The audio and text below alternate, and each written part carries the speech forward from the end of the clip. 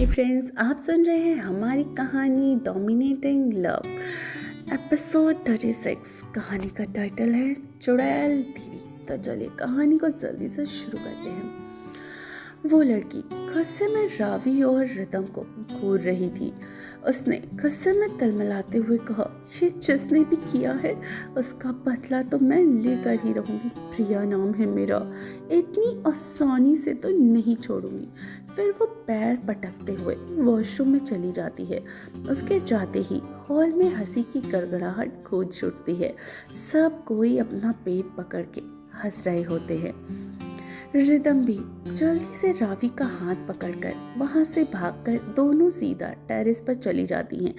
Rhythm ने जल्दी से रावी के पर्स से पिज़्ज़ा निकाला, पर पिज़्ज़ा को देखकर उसकी आंखें बड़ी बड़ी फैल जाती हैं। उसने चिल्लाते हुए कहा, ये वाइट पिज़्ज़ा ब्लैक कैसे हो गया? रावी भी पिज़्ज़ा को देखने लगती है। उसे भी कुछ भी समझ में नहीं आ रहा था। उसने अपना सर खुजाते हुए बोला, इस पिज़्ज़ा को जरूर किसी ने काला जादू कर दिया है। रिदम ने जल्दी से रावी के पर्स में अपना हाथ डाला और देखने लगी कि आखिर वाइट पिज़्ज़ा ब्लैक कैसे हो गया। तभी उसे कुछ गीला गीला महसूस हुआ। उसने अपना हाथ बाहर निकाल के देखा तो पूरा हाथ काला हो चुका था। रावी को अब जाके कुछ समझ में आता है। उसने जल्दी से अपने पर्स से आईलाइनर निकाला जिसका ढक्कन खुला हुआ था और लिक्विड होने की वजह से वो पूरे पर्स में फैल गया था। रावी जोर जोर से रोने लगती है और रोते हुए कहती है, मेरा आईलाइनर। रिदम ने चिढ़ते हुए कहा, तेरे कारण पूरा पिज़्ज़ा खराब हो गया और तुझे इस आईलाइनर की पड़ी है। रावी रो रही थी। उसने रोते हुए कहा, वो आईलाइनर लैक्मे का था और तो और वो बहुत महंगा था। कितने का था? रिदम ने चिढ़ते हुए पूछा तो रावी ने सिसकते हुए रिदम ने गुस्से में कहा, आगे भी कुछ बोलेगी कि करती रहेगी।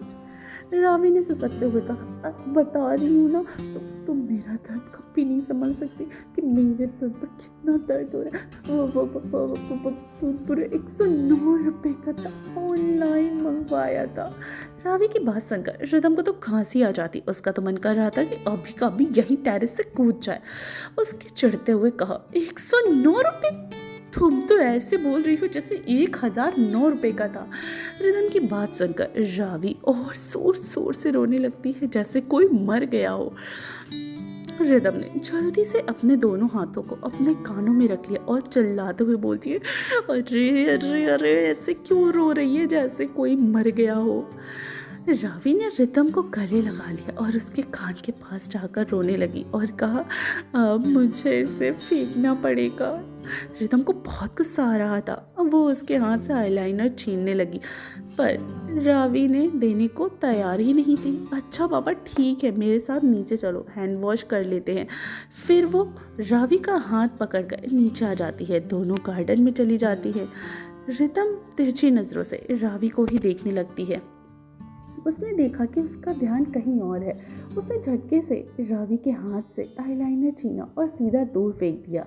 रावी हैरानी और गुस्से के मिले जुले भाव से रिदम को ही देखने लगती है। पर कुदरत का करिश्मा तो देखो, आईलाइनर सीधा जाके प्रिया के सर पे गिर जाता है। वो तो बेचारी सदमे में आ गई थी कि उसके ऊपर कभी पिज़्ज़ा तो कभी आईलाइनर की बरसात हो रही थी। ये ब्लडी, ये किसने किया? प्रिया ऐसे चिल्ला कर कहती है। आईलाइनर उसके सर से होते हुए चेहरे पर आ गया था। वो पूरी की पूरी काली चुड़ैल लग रही थी। रावी और रिदम की अजीब नजरों से प्रिया को देख रही थी। रावी ने रिदम से कहा, यार उसे देख, आईलाइनर मैन को। रिदम ने नाम में सर हिला दिया और कहा, आईलाइनर मैन नहीं यार, आईलाइनर वुमेन। फिर वो दोनों जोर जोर से हंसने लगती हैं। उधर प्रिया गुस्से में पागल हो रही थी। तभी इसका बॉयफ्रेंड प्रतीक आ जाता है। साथ में उसके कुछ दोस्त भी थे। प्रिया की पीठ प्रतीक की तरफ थी, इसलिए उसका चेहरा उसने नहीं देखा। प्रिया बेबी देखो, मेरे फ्रेंड्स तुमसे मिलने आए हैं। प्रतीक ने प्रिया से कहा तो वो पीछे पलट गई। प्रतीक और बाकी सब उसका चेहरा देखकर तो चिल्ला उठते, भूत भूत बचाओ। वो वहां से जैसे ही भागने लगे, प्रिया ने उनका हाथ पकड़ लिया। मम्मी प्लीज मुझे छोड़ दो चुड़ैल दीदी, मैं कुछ नहीं करूँगा, मुझे जाने दो। ये बोलकर वो तुझसे हाथ छुड़वाने लगा। प्रिया ने उसे गले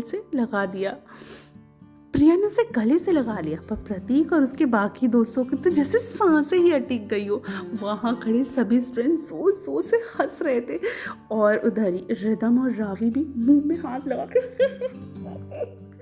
ऐसे हंस रही थी। प्रतीक ने अपने एक दोस्त से कहा, रवि मुझे बचा लो प्लीज़, ये मेरा टेटुआ दबाकर मुझे मार डालना चाहती है, मुझे बचा लो, मेरी अभी शादी भी नहीं हुई है, ना ही बच्चे हुए हैं, मैं ऐसे ही कुंवारा नहीं मरना चाहता। रवि ने जल्दी से अपना लॉकेट निकाला जिसमें हनुमान जी की फ़ोटो बनी हुई थी। उसने जल्दी से वो लॉकेट प्रिया को पहना दिया और फिर प्रतीक से कहा, जल्दी से हनुमान चालीसा पढ़। प्रतीक ने रोते हुए कहा, मुझे याद नहीं है। रवि ने गुस्से में कहा, क्या तू पागल है क्या बे, एग्जाम में भी सवाल याद नहीं रहता और हमसे ही पूछा करता है, और तुझे इतनी ज़रूरी चीज़ भी याद नहीं है। एग्ज़ाम में तो सवाल तो याद होता है यार, पर जवाब याद नहीं होता। प्लीज़ मुझे चुड़ैल दीदी से बचा लो, मेरी अभी शादी भी नहीं हुई है और ना ही बच्चे, मैं कुंवारा नहीं मरना चाहता। ये बोलकर प्रतीक ज़ोर ज़ोर से रोने लगा। रवि ने जल्दी से अपने फ़ोन में हनुमान चालीसा लगा दिया। प्रिया ने प्रतीक को गले लगाकर रोते हुए कहा, तुम ये क्या कर रहे हो। रवि ने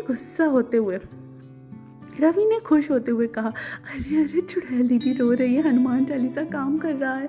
प्रतीक प्रिया को खुद से छुड़ाने लगा और प्रिया उससे ज़्यादा लिपट गई। प्रतीक ने रोते हुए कहा, ओ चुड़ैल दीदी कल आना, हो चुड़ैल दीदी कल आना, हो चुड़ैल दीदी कल आना। वो ऐसे रटता ही जा रहा था। वहीं रिदम और रावी हंस-हंस पागल हो चुके थे। रिदम और रावी वहीं बैठकर लोट पोट होकर हंस रहे थे और रिदम उसके ऊपर ऐसा लग रहा था कि वो दोनों पागल खाने से भाग कर आई थी। तभी प्रिंसिपल सर प्रतीक के पास आए और डरते हुए कहते हैं, क्या चल रहा है यहाँ। सबने एक साथ कहा, सर चुड़ैल दीदी से बचाइए। प्रिंसिपल सर ने जब उसकी शक्ल देखी तो वो तो बेहोश ही हो गया। तो फ्रेंड्स, कैसी लगी आज की हमारी ये स्टोरी। आई होप आपने बहुत एंजॉय किया होगा और आप भी बिल्कुल रिदम और रावी की तरह खूब हंस रहे होंगे।